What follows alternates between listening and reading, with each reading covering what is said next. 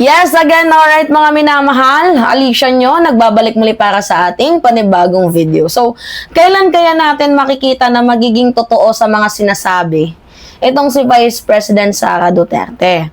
Kasi 'di ba, nakita natin kahapon sa balita na ang binibisita niya daw di umano ay itong si Arnie Teves at hindi daw itong si Ramil Madariaga. So, yan daw po yung totoo na binibisita ni Vice President Sara Duterte. Naku, kuwang-kuha mo yung inis namin. Nagpapalusot ka pa. Pero yung itatanggi mo na hindi mo kilala, wala kang connection dyan kay Ramil Madariaga, parang ang hirap naman atang paniwalaan yan. Lalo pat may mga photos na kumakalat, katulad nito. Ano ba yung ibig sabihin yan? Paano mo nasabing hindi mo kilala? Eh, siya nga yung nagtatag ng ISEP, 'di ba? Na may, tawag dito, may Vice President is Inday Sara Duterte, 'di ba? Ikaw yung si Madariaga yung inutusan mo dun eh. 'Di ba? Tapos itatanggi mo na wala kang connection. By the way, kung totoong wala kang connection, ano yung ibig sabihin nito yung sa kampanya? Ito pa, nakaka-video call mo din. Ano ibig sabihin niyan? Oh, ISEP Pilipinas 2022, we simply believe, we simply help. We mean, we mean. Yung sabi dyan. Diba? Ito pa. Si Madariaga, tapos si Sara Duterte. Yan pa. See? So, ano yung ibig sabihin yan, mga minamahal? Kaya nga sabi ko sa inyo, kailan pa ba naging totoo? Itong si Sara Duterte, mamaya baka sabi naman ng mga DDS, ano yan? Tawag dito, edited na naman yan. Or baka naman sasabihin ninyo na gawa-gawa lang yung issue yan ni Trillanes, tinuruan ni Trillanes yan si Madariaga. So ngayon, paano niya may papaliwanag yung CCTV sa BGMP na bumisita siya kay Madariaga? 'Di ba? So, ibig sabihin nun, edited na naman ba yon? Ha, mga minamahal? Anyway, so eto. Makapagsabi na din niya kilala pero nakaka-video call niya, nag-gets ko pa lang tong picture niya, mga minamahal, na nagbi-video call sila. Di niya pala kilala pero nakakapag-video call sila. Ano 'yun? Sino pinagloloko ninyo? 'Di ba? Okay, sige. Mayroon ako ipapakitang video na kung saan inamin din ni VP Sara Duterte, mga minamahal. Hindi naman inamin nagkita talaga sila ni Madariaga. Ito ipakita ko sa inyo.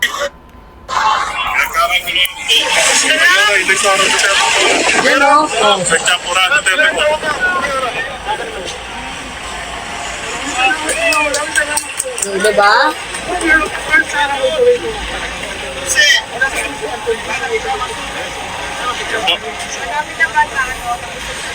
Yes, ma'am. Okay nga po.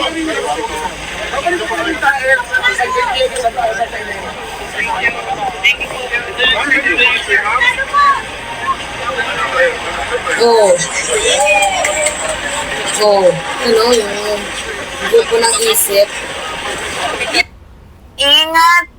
'Di ba, mga minamahal? Tapos nung naglabas ng statement, itong si VP Sara Duterte, medyo kahina-hinala. Doon pa lang sa part na hindi ko yan kilala, wala kami connection yan. Kaya niya lang ginagawa yan dahil gusto nilang sirain ang aking pangalan sa posibleng darating na presidential election sa 2028. Like, VP, ang advance mo naman mag-isip. Sure ka ba na magiging presidente ka? Ito kasi yan, mga minamahal. Hindi di porket merong nakikitang paninira sa'yo ngayon. Actually, hindi to paninira Facts to. Na pinapasinungalingan mo lang kasi alam mong mabibisto ka. 'Di ba? Yung facts tinutwist ninyo kasi diyan naman kayo magaling Ano pa ba yung aasahan natin? Nagbanta ka kay PBBM, pati kay House Speaker, pati kay FL Lisa na ipapategi mo. 'Di ba? And then eventually, bigla mong sinabi na wala ka namang ginawang pagbabanta. Yun ay kung ikaw ay ipapategi, nag-hire ka na ng hitman, ng gunman para sa mga yan. So, 'di ba, laban bawi. Sila Vice President Sara Duterte sa mga lumalabas sa kanilang bibig, which is hindi tama. Kasi bilang public servant, dapat meron kang palabra di honor. Which is hindi natin yan nakikita kay VP Sara Duterte. Tapos ngayon, eventually, bigla niyang papalusot. Si Teves naman yung pinupuntahan ko dyan. hindi si Madriaga. Paano mo nga ipapaliwanag yung CCTV na pumupunta ka kay Madriaga? Hindi ko lang na-save yung video, mga minamahal, pero may CCTV sa BGMP na binibisita ni VP Sara Duterte itong si Ramil Madriaga. Bakit this oras ng gabi? Kung bibisita ka man, sige nga, kay Arnie Teves, bakit this oras ng gabi? Diba doon pa lang magtataka na tayo? Sobrang higpit. Diba, mga minamahal ng BGMP, sobrang higpit niyan. Tapos bibisita ka this oras ng gabi? Alam naman natin you have a power, makapangyarihan ka. Syempre, madali ka lang papapasukin yan. Pero sobrang higpit ng BGMP. Ginagamit mo yung power mo, Vice President Sara Duterte, 'di ba, sa mga bagay-bagay na hindi mo naman dapat ginagawa. So, ewan ko dito kay Sara Duterte na paghalataan ka, no? 'Di ba? So, yan sabi nga dito, nagka-amnesia na si Lustay, 'di ba? Amnesia, aladigong. Ano pa nga ba nga asahan natin dyan? Like, father like daughter yung mangyayari, 'di ba? So, anyway, sobrang red flag ni VP Sara Duterte dyan pa lang sa part ng kanyang ginagawang pagsisinungaling. We all know na nagsisinungaling ka, VP, pero wag mo naman masyadong ipahalata sa mamamayang Pilipino kasi ang nangyayari niyan, imbis na makatulong pa yan, imbis na makatulong sana yung ginagawa mong pag-deny sa allegation tungkol sa'yo, mas lalong napapaano yung pangalan mo napapahama kasi ang daming kuhang ebidensya na nagkikita kayo tapos i-deny mo tapos i-connect mo sa 2028 presidential election. Ano yung connect sa 2028 presidential election? Hindi naman paninira ata ang pagsasabi ng totoo, 'di ba, mga minamahal?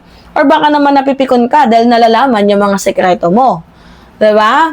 Lalo pat itong si Madriaga ay isa sa may pinakamatindi ding nalalaman sa korupsyon na ginagawa mo dahil siya ay allegedly bagman mo.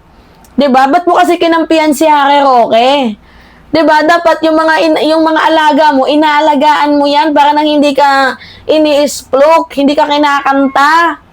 'Di ba? Ang problema kasi sa masyado ka ding namumuliti ka.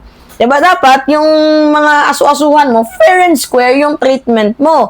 Kung may Harry Roque ka, dapat si Madriaga, inalagaan mo din. Kaso ang nangyari, mas pinaburan mo si Roqueta. Kaya tingnan mo, ano yung nangyari ngayon kay Harry Roque? Parang nababaliw. May daladalang trolley sa ibang bansa, palipat-lipat ng tahanan. 'Di ba? O itong si Madriaga, paras lang din naman silang nagdudusa Pero choose wisely na lang sana. 'Di ba? Alam mo naman si Harry Roque, mabigat din yan. Alam mo din naman yung issue sa Pogo na yan dahil yung ama mo connected dyan sa di umano, kalakaran ng Pogo sa bansang Pilipinas dahil siya ngayon nag-open yan 'Di ba? Pero ngayon, na unti-unti nang nabibisto itong si Sara Duterte sa kanyang ginagawang katarantaduhan, sana meron pang maniwala sa'yo, VP, sa mga black propaganda na na ginagawa mo. Anyway, sobrang layo pa ng 2028 election, mga minamahal. Bakit yan yung pinoproblema mo? Unahin mo naman sana kahit papaano yung interest ng taong bayan, bago yung interest ng sarili mo. Be a public servant muna, kahit sa madaling panahon. 'Di ba? Alright, yun po. Kayo ano masasabi ninyo? Anyway, it's me again, Alicia nyo. Mga minamahal, nagbabalik muli para sa ating panibagong video. Maraming salamat at ingat, mga kababayan.